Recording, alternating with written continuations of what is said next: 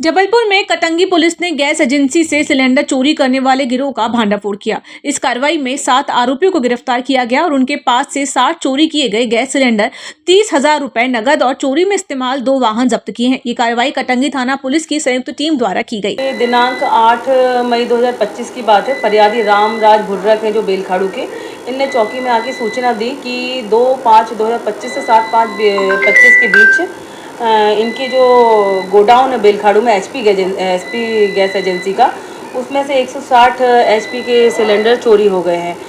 उसमें से 120 सिलेंडर भरे हुए थे और 40 सिलेंडर खाली हुए थे, जिसके तारतम्य में चौकी प्रभारी बेलखाड़ू ने एफआईआर रजिस्टर्ड करी और विवेचना प्रारंभ करी।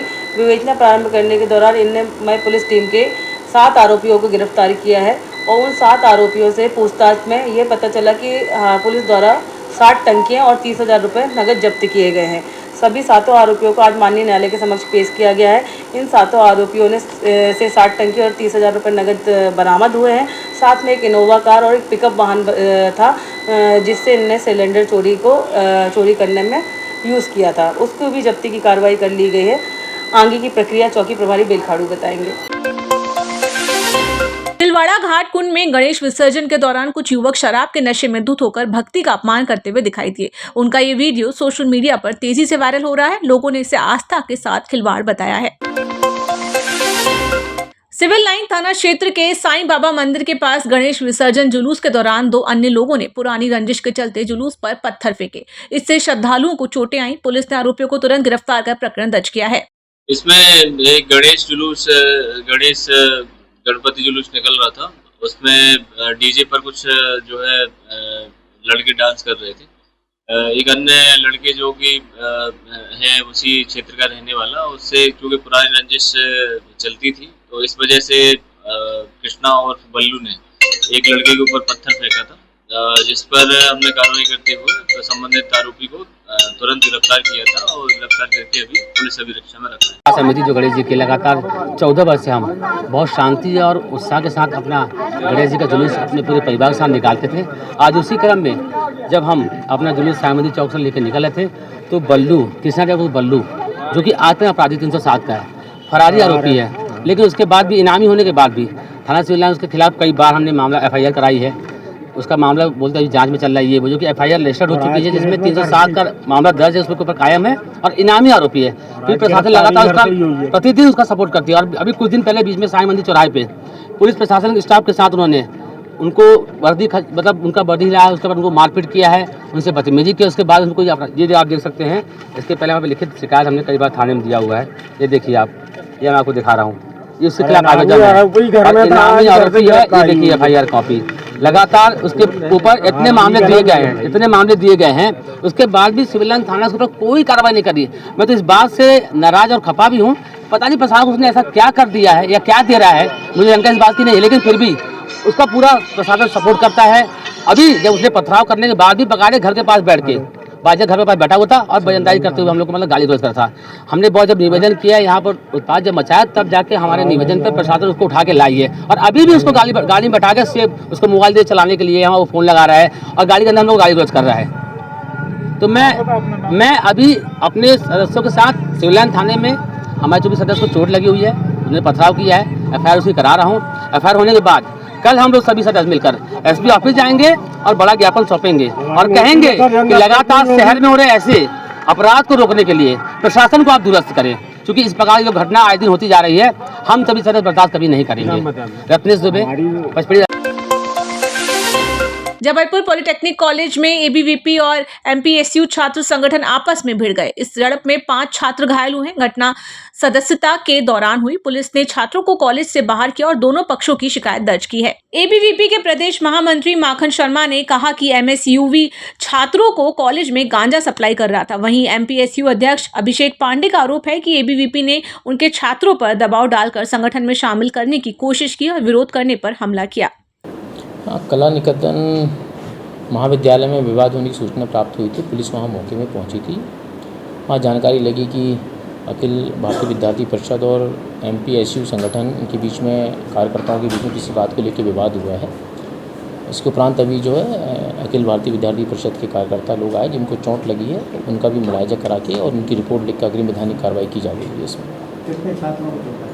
अभी तो सामने जो आए हैं 2 छात्र बैठे हुए हैं, अब उनकी मुआयजा वगैरह करा के और अभी पूछताछ, चूँकि अभी अग्रिम कार्रवाई जस्ट अभी ही वो पहुँचे हैं और जानकारी अभी इसमें तथ्य और आगे आते हैं जांच के दौरान, उसमें अग्रिम कार्रवाई की जाएगी। विवाद की वजह क्या थी सर? अभी बिल्कुल भी ज़्यादा अभी चूँकि हमें पूछताछ किसी से कर नहीं पाए हैं, जस्ट अभी ही आए हैं वो लोग और उन्होंने बताया कि सर ऐसा विवाद हुआ है, उनके लोगों को MPSU के कुछ लड़कों ने मारपीट करी है। विषय क्या था, किस विषय को लेकर बाहर की, वो जांच का विषय है, पूरा हम जांच करने के बाद ही इसमें बता पाएंगे। कॉलेज में गांजा बेचने की बात आ रही है, क्या इसमें अभी तक ऐसी कोई बात अभी आई नहीं है। अब वो हम जांच में लेते हैं, जांच में वास्तविकता में क्या है कि कॉलेज प्रबंधन ने कभी कोई शिकायत करी है या वहाँ ऐसी कोई घटना होती है, उसको जांच करने के बाद इसमें कार्रवाई। देखिए, बड़े ही शर्म की बात है, हम सभी को ये विषय आज संज्ञान में आया है। जो गवर्नमेंट कला निकेतन पॉलिटेक्निक कॉलेज है, यहाँ पर कुछ असामाजिक तत्व जो एक छात्र संगठन का रूप देकर रखे हैं, अपने आप को नाम देते हैं MPSU, ये लोग गांजा बेच रहे थे कॉलेज में और काफ़ी 3-4 महीने से ये शिकायत आ रही थी स्टूडेंट्स की।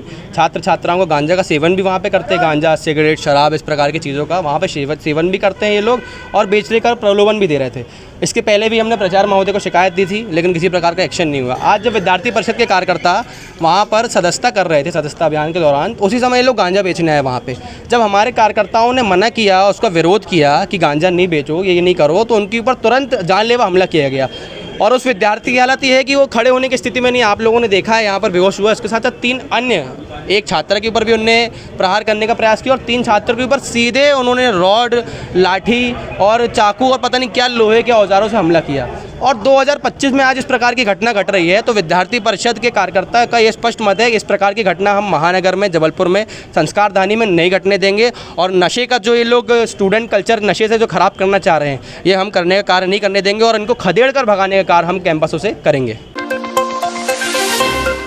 राष्ट्रीय जिला कांग्रेस पार्टी के विधायक लखन घनघोरिया ने IG ऑफिस के बाहर पुलिस प्रशासन के खिलाफ विरोध प्रदर्शन किया। प्रदर्शन का कारण NSUI द्वारा छात्र चुनाव को लेकर कुछ दिनों पहले हुए प्रदर्शन में पुलिस की बर्बरता थी। कांग्रेस ने कहा कि छात्रों को अपनी बात रखने का अधिकार होना चाहिए।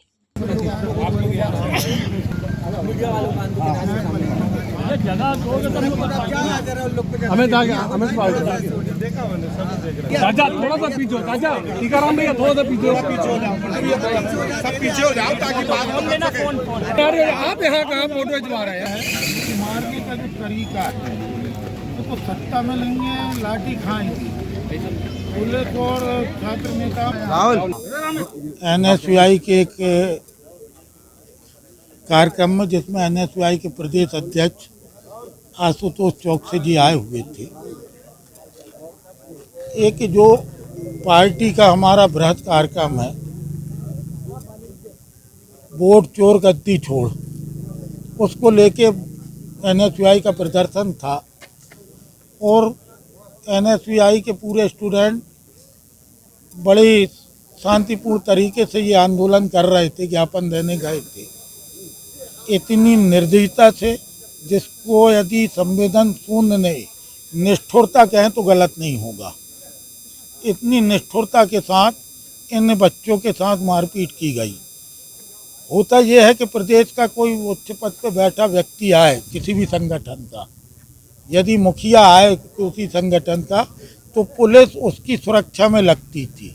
लेकिन यहाँ बड़ा उल्टा देखा गया है, जैसे इंटेंशनली पुलिस NSUI के अध्यक्ष को टारगेट करके मार रही हो। इससे ये प्रतीत होता कि पुलिस की वर्दी में भारतीय जनता पार्टी की मानसिकता नहीं, भारतीय जनता पार्टी के कार्यकर्ता ही थे। और यदि भारतीय जनता पार्टी के कार्यकर्ता पुलिस के रूप में है, तो उनको तो एक पल भी उस पद पे नहीं रहना चाहिए।